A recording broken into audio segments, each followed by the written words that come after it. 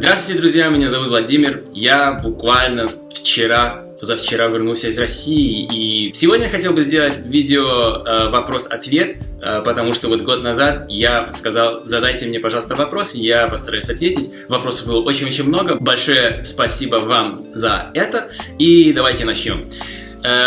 Очень большое количество вопросов касалось России и русского языка. Первый вопрос. Какого уровня хочешь достичь на русском?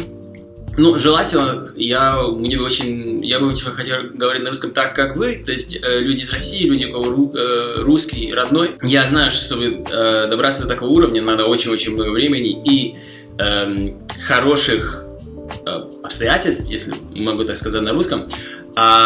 Я почти уверен, что для этого надо жить в России. Я думаю, что это в ближайшем времени так не будет, поэтому, к сожалению, практически уверен, что я такого уровня не достигну. Но все-таки, если вопрос, какого уровня хочу достичь, хочу говорить так, как вы. Что касается русского языка, что хочешь улучшить? Грамматику, произношение или что еще? Вы знаете, очень хороший вопрос, потому что русский и словацкий язык довольно... все-таки язык очень близкий в плане грамматики и так далее. Я думаю, что я бы хотел улучшить все, практически произношение, грамматику, выражение, словарный запас и так далее. Нет, я не могу определить одну вещь. Есть ли что-то, я бы хотел больше подработать над ударением, потому что я знаю, что у меня с ударением часто бывают проблемы. А если есть что-то, да, с точки зрения грамматики, вы знаете, на словацком есть выражения, которые тоже есть на русском, но у нас они чуть по-другому или произносятся, или мы используемся не тем падежом, как на русском, или есть что еще другое, что не совпадает с русским. И я довольно часто знаю, что если скажу то же самое, что у нас есть на словацком, на русском с русским акцентом, люди меня поймут. И я, к сожалению, делаю это так часто, что я забываю, что из словацкого и что нет. Поэтому я бы хотел больше подработать над этим, избавиться от этих плохих привычек и говорить только на русском и не на словацком русском. Где и как ты выучил русский? Я начал изучать русский язык в Словакии один. Я слушал русские новости с первого дня, практически пользовался словарем. Надеюсь, что ударение правильно поставил. И да, практически сначала я пытался понять язык. Очень-очень много аудировал, но буквально были дни, где аудировал 10 часов в день. Это очень много.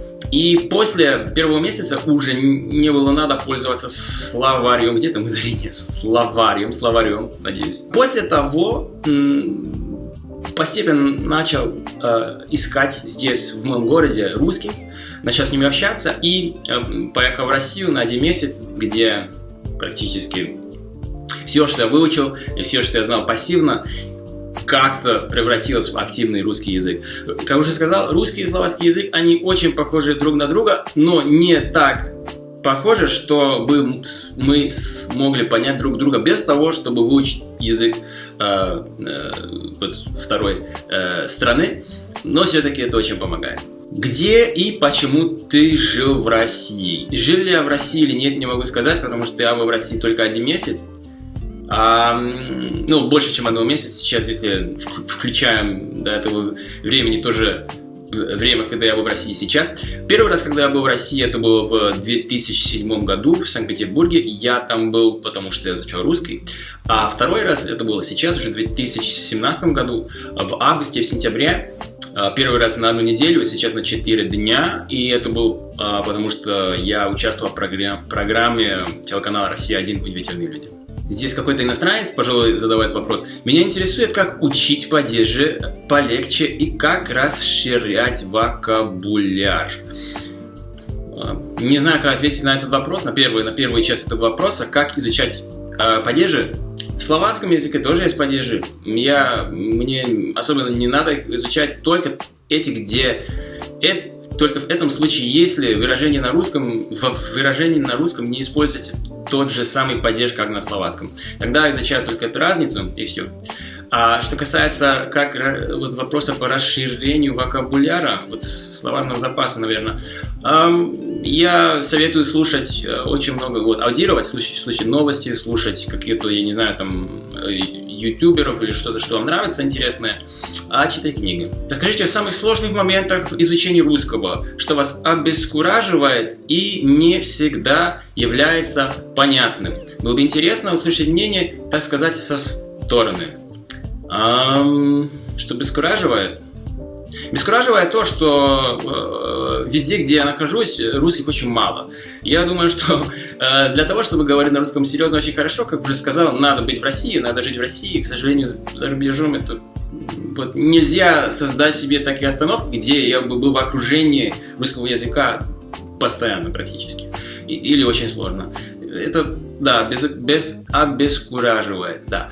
А что еще? Ну, ударение, конечно, потому что ударение в русском языке непредсказуемые. Я довольно такой ленивый, и даже если думаю, что вот запомните, не знаю, сколько там, 20, 30, 40, 100 слов, где ударение более такое непредсказуемое, не очень трудная задача. Ну, я только хочу общаться, и когда вот слово, в котором появляется ударение, где не знаю, куда его ставить или ставить, оно появляется, не знаю, там сколько, 10, 15, 20% всего времени. И мне не хочется уделять этому внимание, и это только из-за того, что я ленивый.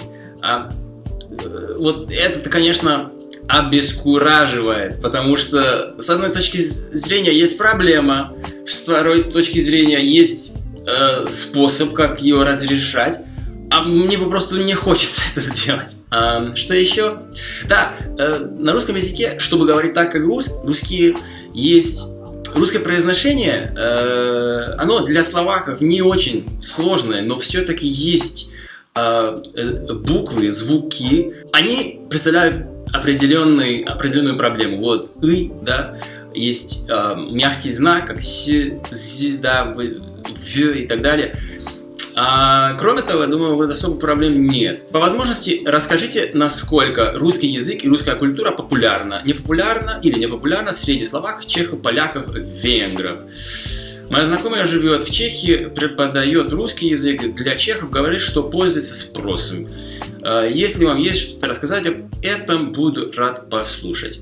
На самом деле, если честно, я не знаю. Я родился в Словакии, я здесь жил 20 с лишним года, но последних 15 лет не очень. Я жил в Тайване, я жил в Чехии, я жил где-то еще.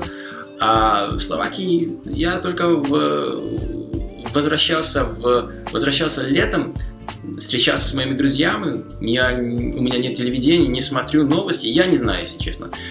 Что моих друзей касается, есть, даже не знаю, может, 1-2, которые знают что-то на русском. Остальные нет. Серьезно, не знаю очень хорошо ответить. Мой ответ был бы не объективным, поэтому извиняюсь. Огромное количество вопросов про Тайвань. Было бы интересно послушать, как ты попал в Тайвань, почему именно туда. Я учился в университете Карла в Праге синологом. Если не знаете, что такое синология, это китайские науки.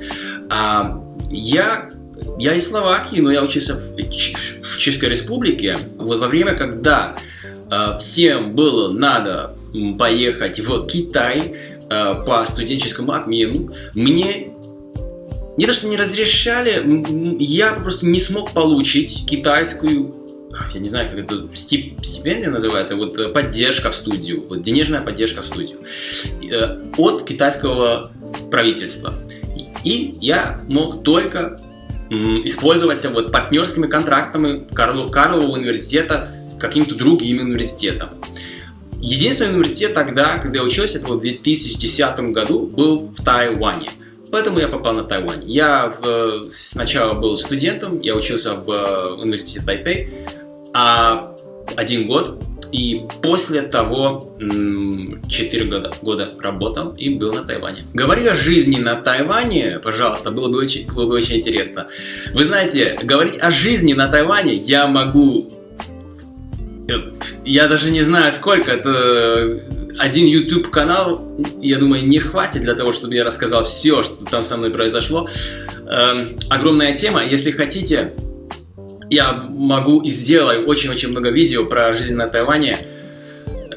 Серьезно, там произошло со мной все, буквально все. Но не все, я шучу, но вы знаете, что я хочу сказать. Культура Тайваня очень отличается от словацкой, от русской, короче, вот от всего, что мы здесь видим. Они отличаются во всем практически. Они отличаются вот в том, как дышат, в том, как читают книги, в том, как общаются. Ну и, конечно, в отношениях между людьми. Поэтому, если очень много интересного, о чем могу рассказывать, было очень сложно иногда, было очень сложно иногда, но все-таки очень рад возвращаюсь в Тайвань. К сожалению, мне там нравится только одну неделю, после первой недели я уже нервничаю и хочу уехать. Вот, друзья, на этом все. Большое спасибо за внимание. Надеюсь, вам видео понравилось. Увидимся в следующем видео. Пока-пока.